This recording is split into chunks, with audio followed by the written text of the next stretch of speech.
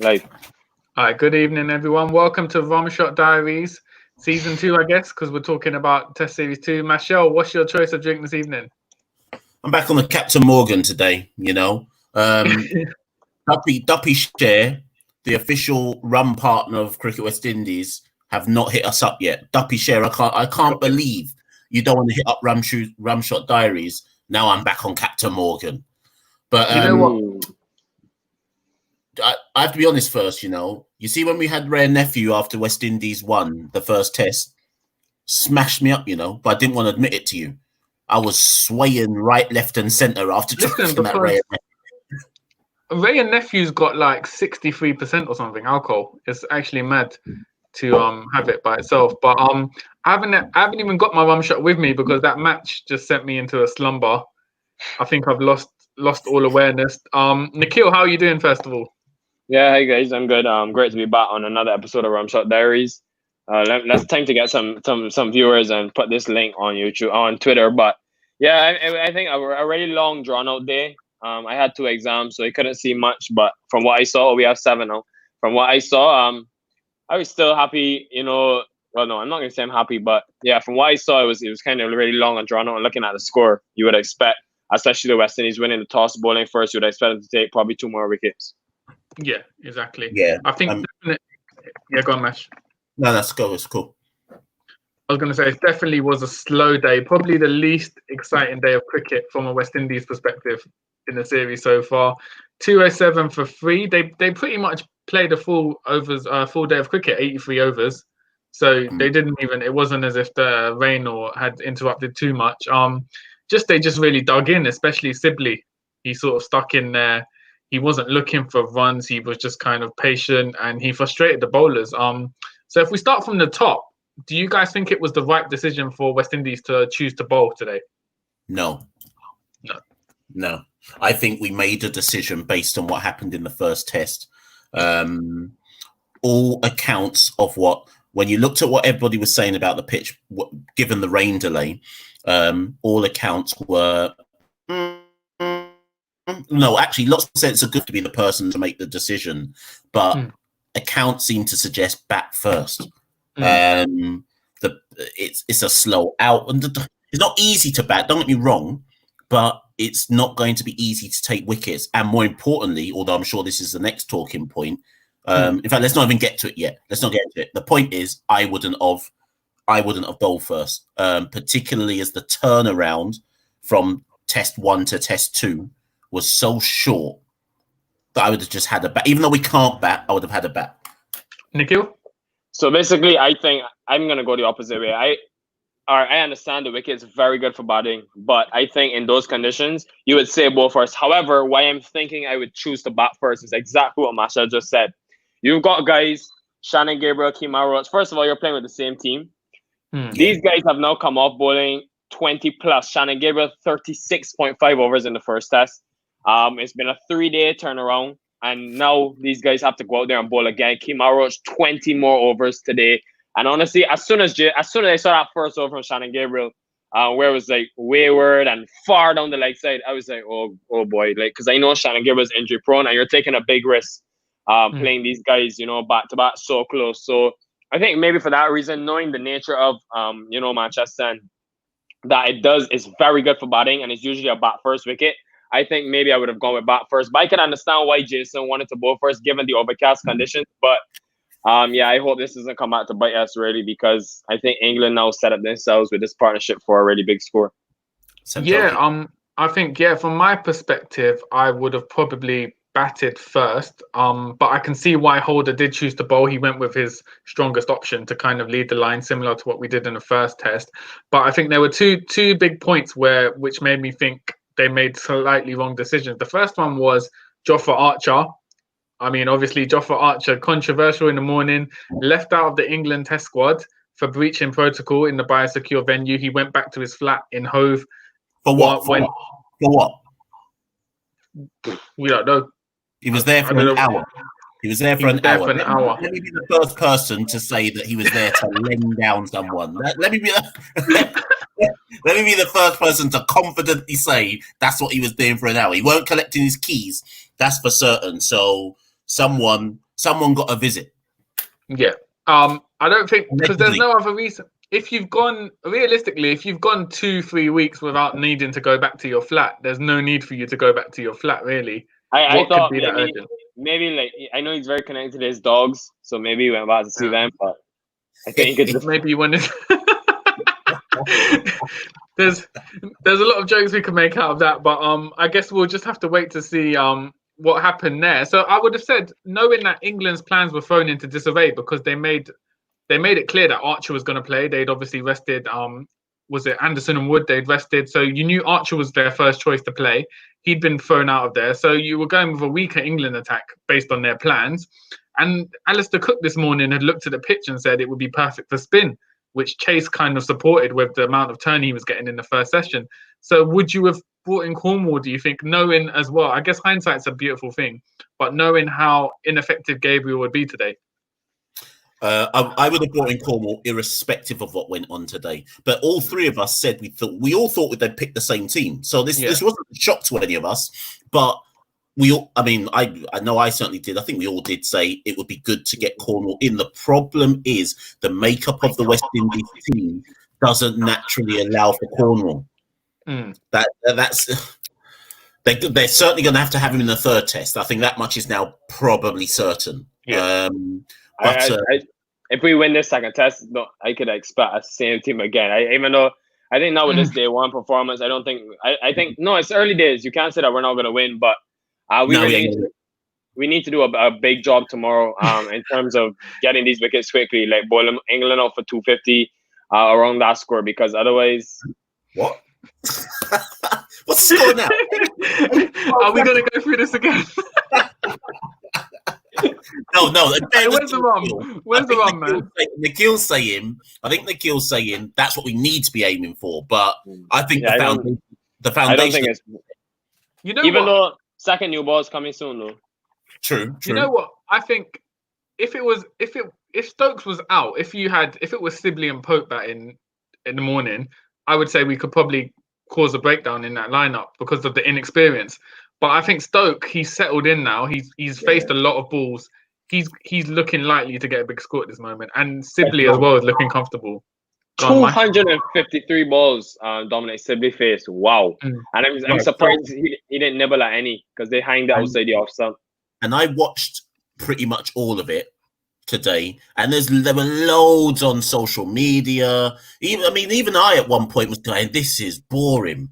But then around the second session, midway through the second session, I suddenly realised, wait a minute, who am I to say this is boring? Because Brathwaite does the exact same thing for us. When Craig is at his best, that's what he does. So I can't dig out Sibley and say, how is he on 80 from 200 and whatever balls when that's what we want Brathwaite to do. So it's the exact same role, to be honest. As long as everyone else accelerates and bats around him, it don't matter. Does anyone know? Yeah, go on, Nikhil. I was just going to say, especially when Stokes is there, you can bat like that. And Stokes, to me, showed a lot of maturity today. And he's such a class player. He knows how to bat in different situations. You were saying, Santo. Okay, and then let's get some comments because we have a lot. Okay. I said a bit of trivia. Does anyone know who scored the slowest century for West Indies in terms of balls faced? What, hit in history? Yeah. I'm going to throw out Jimmy Adams. Chanderpaul. Chanderpaul's a good guess, but Michelle, you got it right. Jimmy Adams. But what made you say Jimmy Adams? I would never have guessed Jimmy Adams. Jimmy was in my top 10 batsmen that I always looked up to, and he batted slow. He was so slow. So it was a guess, but I know I've seen a lot of Jimmy's It was against Zimbabwe, 365 balls for a century. Wow. Well, Sibley probably passed that. Kartikeya, we already touched on the toss, but in terms of looking sore today, wait, guys, tell me, did he come back on the field? Because when I left home this morning, So this morning he was wayward. Oh my goodness! Couldn't get his run up right. No balls, obviously. Spraying the ball left and right, not on a line and length. He came back later, and in fairness, Holder dropped the ball. Holder dropped the edge from Sibley. Yeah. So and. Gabriel, I've seen Gabriel's body language when he's like this. He's not at 100% fitness. You can tell. You can tell from his body language that he's gone into this test. He's probably at 80 to 85%, and he just looks stiff. He looks stiff. And he just looks He needs some deep tissue massage overnight. But Basically, Mike, go ahead. Yeah, go on, Mash. No, I was going to say, basically, he started day one looking as if it was day 5, and they told him to just bowl out this day. He looked tired, basically, which wasn't a good sign. But the thing is, Ian Bishop in commentary before had said Gabriel must have told them he was confident he was feeling 100%. Yeah. So I don't That's know if it my was thing, unexpected. That's what I was just gonna say. Like, and guys, I just apologize for us trying to talk for those watching the 16 people on that for us, where we sort of echo each other because with the feedback it's kind of hard, but we bear with us. The Gabriel thing is a very interesting one because I think yes, we want to go out, we want to win this test match. Fine, Gabriel took 9 wickets in the last man of the match, but we have to remember the same way England dropped Jimmy Anderson, the same way they dropped some of their best bowlers, Mark Wood. Rest is important, and you have a third test that you may want to win. So seeing an exciting Shamar Holder come into the team, if Shannon Gabriel was not 100%, may have worked, just to change up things to the English. But I guess that's not the direction. I just hope it doesn't come back to bite us. Ariane is saying, I hope Gabriel can stay fit and actually bowl at his best. We should have batted first against a basically second choice England fast bowling attack. As I told y'all this morning, I think this is going to be the easiest attack we have to face. Even though Walt's record is very good, Curran can swing the ball, but yeah, I think without Archer, Wood, Anderson, this would be the easiest attack. Listen, I'm already setting up. All we need to do is draw this test, That's a big statement, bearing in mind there's going to be 5 full days, So someone from West Indies has to score a double century.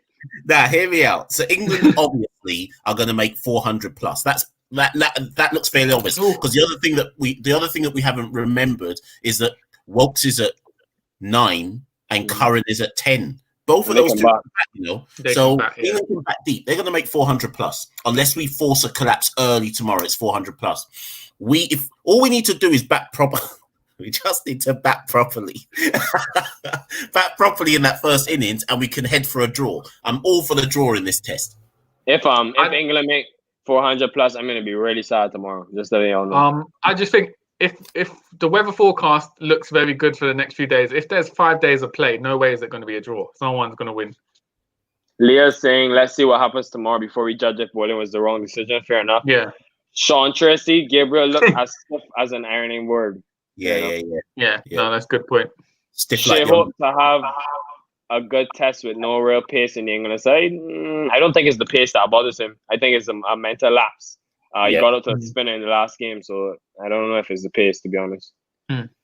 Shane Thomas, not a good thought for the West Indies, but if Butler comes to the crease at England around 250, that gives him the freedom to go in one-day mode, and it could make him play a lot freer. I'd say around 300 more than 250, but the same point. 300. But you could argue the same thing for Wokes, and Sam Curran's played in the IPL and stuff, man. So he's open the batting in the IPL. Yeah, so any of them could come in at 350 and sort of just wreak havoc. Speaking of 350, Butler walking in at 350 for 5 would be dangerous. Yeah, everyone can see where this is going, and this is why, as much as it was so boring to watch today, Stokes and Sibley did the right thing, set the foundation, which allows England, if they survive the new ball, if Gabriel doesn't wake up like an ironing board tomorrow and Roach is peppering them, then maybe it's a different game. But if they survive the new ball, they'll make hay during the rest of the day, which is why they were happy to go at 200 over 80 odd overs. The thing is, though, Stokes, you could see Stokes was having some sort of inner battle with himself because he was getting frustrated. I don't know if you saw when he licked Chase for 6, that was him kind of taking out. He didn't get to the pitch. He didn't get to the pitch of the ball at all. Yeah. He was frustrated, so he was sort of struggling to maintain patience, but it kind of paid off in the end because he did manage to last the whole day. So you can see how hard it is mentally for batsmen to kind of have this approach. So I don't know if the West Indian batsman would be able to do that. I mean, Brathwaite would be the most likeliest to kind of lead that kind of operating tomorrow or day 3 if we bat day 3. I think one of the openers have to get 100. To me, I think this is John Campbell. This is John Campbell's chance. Marshall, this is your call your Jamaican. Call your Jamaican. Call your Jamaican man up and tell him, listen, we need 100, bat with temperament, slow down, and just bat time. One thing I'll say though, guys, that I didn't mention before is through that middle session, I was really impressed when Joseph came onto the attack and got the wicket of Root. I thought we really had England, and they only had Pope and Butler left. If we could have got probably 1 or 2 more wickets, and Stokes was 8 from 31 balls, he was struggling. So I was really disappointed to see that these two guys still batting. So yeah, I was hoping that we could get some more. Kartikeya, given the England batting depth this test, fair to say we have to play for the draw at some point. I think it's too early to say. You have 4 full days of cricket left. I wouldn't say so as yet. Yeah, no, I wouldn't. If you have the mentality you're playing for a draw, you're going to lose. It's too negative a mentality. Are we at this stage worried though that Chase took 2 wickets and bowled 16 overs on day 1? We didn't go in. We haven't gone in with a frontline spinner. I'm not saying that means Dom Bess is going to cause havoc, but I am concerned that our more than a part-time spinner, in fairness, took 2 wickets on day 1. And that's what was our top wicket taker. We only got 3. So we could be in for an issue on day 4 or 5 if we're batting to chase something down or survive or whatever it might be. So we could be looking back on this in 3 days' time, saying, "How did we go in with no actual spinner?" And not only that, I think maybe Jason, seeing the ability for the West Indies to bat on the last day, may have thought, yeah, we can bat on the last day pitch. But to be fair, the Rose Bowl didn't spin as much as a normal day 5 pitch. It actually held together pretty well. So, yeah, all these things to consider. I'm waiting to see how it's going to play out. I mentioned to you guys in the group chat, sportsmen are probably the most superstitious people you'll find. Like, especially in football, you'll find guys have to put on their socks in the right way if they've won the previous match just to maintain that. So part of me thinks West Indies stuck with the same team as well, just because it's a winning formula. You don't want to mess that up, rather than look at the actual conditions. I feel justified today because Joe Denley's replacement is on a king pair. Zach Crawley coming to the crease, none from 1. Yeah, the combination of Crawley and Root got less than Denley would normally give you. So Denley gives you 28, 29, 30. They got 23 between the two of them. This is what happens when you're haters, you see. You bring bad vibes on yourself. But yeah, we'll see what happens in the second innings. To be honest, that Crawley delivery wasn't anything though. That was just good captaincy by Holder to have that leg slip. Yeah. That was it. Yeah, totally. Wow, Chanapal actually made the fastest century for the West. Was it 69 balls, I think, against Australia? I remember that one. 2003. I think that test match. I think people, so to go off topic, people kind of forget that Chanderpaul was a good T20 player at one point. Like he could accelerate. It's just in his later career, he obviously became more and more defensive and became defined by that. But during like the mid 2000s, 2007, 8, 9, he could accelerate if needs be. ODIs, T20. So yeah. He used to be like along with Sarwan, he was like in fact, he opened in our ODI team for quite a long while. Yeah. Dom Sibley, most boring batsman. I think this is. I think that comment is kind of victim of the immediacy of what we do now in sports analysis. Don't get me wrong; it was desperately dull to watch. I hated watching it. But he's done his job. He's got to close. He's not out. He's likely to get a century tomorrow unless we can get him out with a new ball. And if a batsman bats that slowly and they get a century at the end of it, they've done their job. Yeah, for sure. Largely speaking. So I would rather take that sort of 100 than a 50 ball 40 from John Campbell, and it just throws away his hand. I would take that any day. A 250 ball 100, I would take it. Well, this is why me and Machel have always kind of said we need someone in West Indies who can do this, who can soak up balls to this effect, which is why we like the promise of Tagenarine Chanderpaul, because he's shown hints that he can do this. But currently, West Indies doesn't have anyone. Brathwaite has the capabilities, as I've said, but we don't have anyone who can play this amount of balls and just keep it going throughout an innings. I mean, I saw some good signs, and we'll get to Chatil next. So I saw some good signs in the first test. And this is where Nikhil was right. Roston and Shane showed that they can soak up pressure. So all hope is not lost when we come round to bat. But Shai Hope's average for 4 versus good length deliveries. Its average is 4, versus good length deliveries clearly pace is the issue.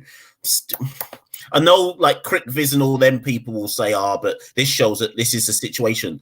I'm with Nikhil. I don't think it's even about what type of deliveries. I think we've gone way past what type of delivery it is. It's a mental aspect now for Shai Hope. It's not about, if you bowl this specific delivery, you'll get him out. No, I think we've gone past all that.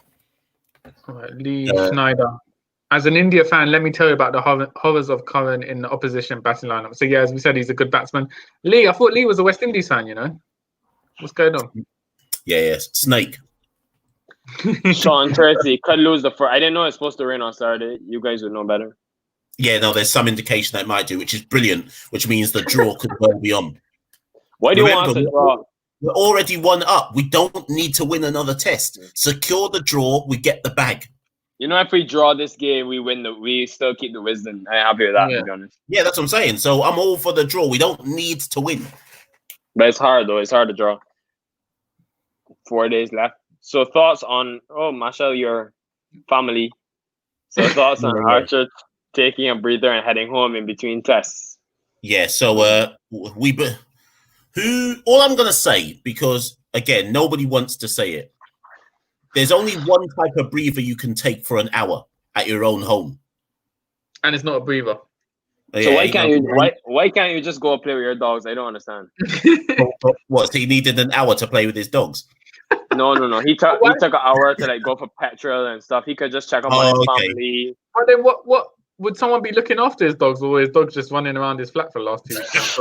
I don't know. All sorts. You know what? To everyone, I don't know how many people are into the stream, but if you can comment, why do you think Archer went back to his flat, and we'll read out the comments if they're suitable for a daytime audience. Atherton said today that in his experience of playing Old Trafford, it turns on day 1, then stops on day 2 and 3 before turning again on day 4 and 5. Well, if that happens, that'd be great for us because that means run. Yeah. Everything.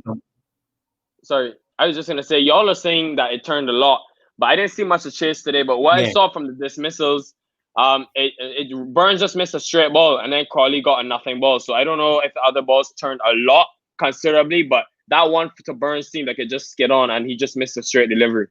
Right. So it's good that you say that, Nikhil, because basically that's what I think people find confusing about Chase. He's not a big turner of the ball. They just I think they play as if they think it's going to spin and turn. But Chase's danger is the one that just goes straight on. And they just, for whatever reason, they don't read that that's all he's actually doing. But, he is accurate with it. So, and it's a nagging line. So, Don Best is no Russian case. Yeah, certainly not. I forgot that Best is in the batting lineup as well. Listen, England could bat this all day tomorrow as well if they wanted to, if they really stick to their guns. I don't mind that.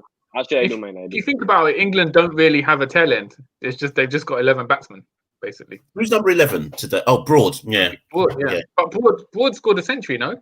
He can bat one. He got hit and then got scared. But he can actually bat. Playoff beards. What the hell? What's a playoff beard? No, we don't know what it is. Are we missing a fourth fast bowling option? Possibly someone like Kimo Paul. Sham must be a guy he needs because we have 4 competent fast bowlers in our squad. Yeah.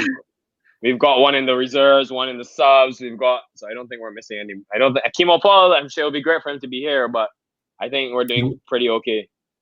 Yeah, I wouldn't even call him fast. Exactly. No, he's not really. Yeah. Tag Chandler Paul. No, I presume what David means is Tej should make the team one day. Yeah. Here it is. Oh. Mention, this is not a drill. I am starting the campaign to get him in the test team.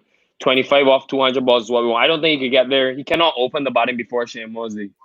Shane Mosley's in the reserves, and he's the next opener to come to. Hey, listen, we don't want your Bayesian politics in this here. You know what I mean? Always forever bringing in some Bayesian player. But I do want to touch on Chandler Paul briefly, though, Nikhil, because I don't know if you've picked up a sense of what people are saying about Tej in the region.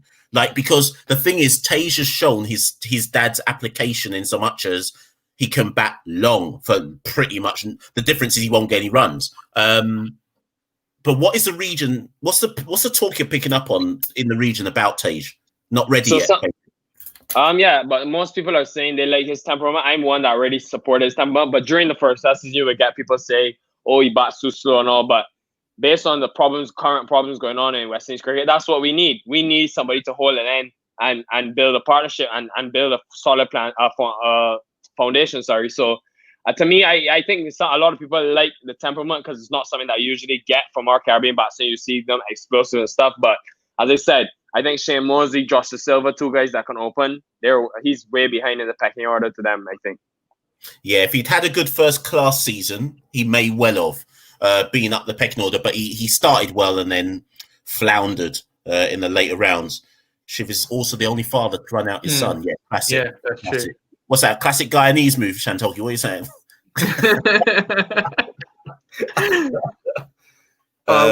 Would West Indies have batted the whole day if they batted? I think so. I think in the confidence, and they've had the first test, getting a bit of experience playing on these pitches. I think they would have batted the whole day. I'd like to think they would. What do you guys think? I don't think there was any demons in this pitch to justify not being able to bat the whole day. Only maybe the overcast conditions, but I think we would be able to navigate that. Somebody would have probably got a good score. So yeah. Sean saying people may not have enjoyed that Sibley innings, but perfect test batting for the situation. Yeah, definitely. India is my first team. Sri Lanka is my second. West Indies my third. I think we need to block Leah, you know. Nah. That's like a third of the teams that play cricket. He went off the field. He was off. Remember, he only bowled 10 overs in the whole day. So after his first spell, he was off for a long part of the day. I think he came back after tea. And in fairness, he looked less stiff. His second spell after tea. Remember, like I say, he did get Sibley to nick off. So it wasn't like he was worse in the first spell than the second spell, but they're going to need to do something with him overnight to get him feeling like he can actually bowl properly tomorrow. How unlucky were Kemar and Jason today? Well, let me just say quickly, I thought Jason was really unlucky. Both Kemar. I cannot believe that Kemar Roach has not picked up a wicket in this test series yet. And it doesn't say well for my prediction for him to be the highest wicket taker. Yeah, that's not looking like anyway. I said it as well, in fairness. But I saw them beat the bat a lot. But why I have to credit England the discipline that they showed outside the off stump? The West Indies almost tried to taunt them, just hang the ball outside the off stump, and England did not bite. So really credit to them. And y'all are saying there was a drop catch. I wouldn't know. Somebody Sibley was dropped. Yeah, he was dropped on 68. And I'm trying to remember who bowled to him when he was dropped on 44. You just said Gabriel. Oh, he was dropped twice? Wow. Yeah, he was dropped twice today, yeah. Can't remember who the bowler was. I've got a feeling it was Joseph. But anyways, he was dropped on 44 as well. Were they easy chances? Hard, though. Oh, okay. And then I think Roach had a late appeal, isn't he? He went for a review against Sibley, but it was umpire's call. Yeah. You could see like the desperation in his appeal. Like he wanted that because he knew it was going to be umpire's call, I guess. So he needed that to go up. But yeah, I think Roach has just been unlucky. He hasn't bowled particularly bad so far. Well, he's been waiting a long time then, 2 weeks, Well, Santoki and I, and maybe we should end here, but Santoki and I had a conversation earlier today about Jofra. Now, so obviously, all the stuff I said earlier on was joking about why he went home. But we did wonder that, obviously, there's like 100 Bajans in the West Indies touring squad. And and Jofra obviously is Bajan. Now, he's with the England squad and he's got all of his Bajan friends from his youth or people that he knows in the West Indies squad playing dominoes, listening to music that he probably would want to listen to. He's probably just bored of the England camp and just wanted a break. He just wanted a break to go home, chill out for a bit. Go home. Lie on his sofa. Take a break for a bit, listen to his own music, But no, it could well be. I also get stage fright, Sean, so I totally understand why Jofra would want to go home to his own house. Any more questions to kill? A lot. Oh my God. An hour. The lad has been in. Don't say anything. Just read and appreciate. Exactly, David. Exactly. Shane Thomas, Chase's wickets didn't turn, and England still underestimate him, but he's still got some to turn square today. Yeah, he'll turn a few, similar to Best, but as Marshall said, he's not a genuine spinner of the ball, I would say. Fourth fast bowling option is in the playing 11. Well, we do have four. Joseph, Jason, Kemar, and Shannon Gabriel, so I don't think we need any more. Playoff beards are rooted in the ice hockey superstition that shade. Okay. Yeah, so that makes sense about sportsmen being superstitious, yeah. Yeah, now we get it. Yeah. You're on blocked again. Gabriel and Chase were the bowlers, Holder and Brooks were the fielders. Oh, the drop for catches. Oh, so Chase is right. Okay, yeah. So Chase was above them. Let me explain myself. I'm German, found cricket through a relatively complicated process, and around 2000, how could you not root for Tendulkar or Dravid? Fair enough. Yeah, that's fair enough. You're unblocked. Is it a better batting pitch than Southampton? I haven't seen enough, but I think so. Yeah. It looks really good. Slower but better. It looks really good. Cornwall for Gabriel next game. I think that one depends on a lot of variables. If we win this test, then you'd think Cornwall will definitely come in, but I'd expect a lot of changes to the West Indies. And let me just say, I was just about to say, if we win this test, I want to see all, not the reserves, because I understand like only a few of them may get paid, but I want to see Raymond Reefer, Bonner get a debut. I want to see them, especially if we win. Even if we draw, I would still want to see someone like a Shamar Holder get a game, maybe just to give him that extra experience. Also, bear in mind the third test, either way, is a quick turnover. So, do we think Gabriel can kind of? Gabriel's not. Whatever happens, Gabriel's not playing in the last test. Even if we lose this test and we have to win, I don't think Gabriel's body can hold up for a third test. So. Some change of some sort is it's touch and go whether Kamal Roach's body can hold up for a third test, but Gabriel I think definitely can't. So some change of some sort will happen for that third test. It's really hard, on these guys to be bowling this amount of overs. I honestly feel for them because Kamal Roach put on 20 overs today. That's a serious amount. Well, those are all the comments. Anything else? So I think we'll end it there. I mean, it's been more of a English day, a sedate run. Today. You might have noticed there was no Jamaica flag getting waved around today. No flag, no music, not me even really hyping because that kind of befits the day it was. It was a slow, tedious day. A toss was possibly made the wrong decision. England are, I think it's fair to say that at this point, England are ahead. If we had to say anybody's ahead, there's still a lot to play for. The first hour tomorrow, new ball, we could easily be turning around going, oh, bloody hell, England are 240 for 6. So the game's not lost. It's not gone. And in fairness to the West Indies, and probably the last thing I'll say is, granted, we took no wickets, but we are we're a more disciplined bowling attack. So normally, the old West Indies, with 3 wickets down, it'd be like 300 for 3 by the end of the first day. And be like, oh my God, this game's over already. We haven't let England get away with it yet. So all still to play for, but we are probably behind the 8 ball. England would be the happier of the two sides at this specific moment in time. Guys, quickly before we go, player of the day. For West Indies? For both, I would say. For England, for the West Indies, who? Chase. Do you know what? I thought Joseph bowled best for the West Indies. Actually, I think so too. I thought he had the best rhythm throughout the day. I thought he was getting nice shape on the ball, and he never bowled wayward at any point today. So Chase for the wickets, but Joseph I thought was actually the most impressive bowler for me personally. Fair enough. Okay, well, hopefully when we join you guys tomorrow, we'll be in a bit more of a celebratory mood after West Indies are forced to England collapse. So, we'll just see how it goes. Thank you, everyone, for joining us. Nikhil, Michelle, it's been a pleasure. We'll catch you tomorrow. Thanks a lot for coming on, guys. Cheers.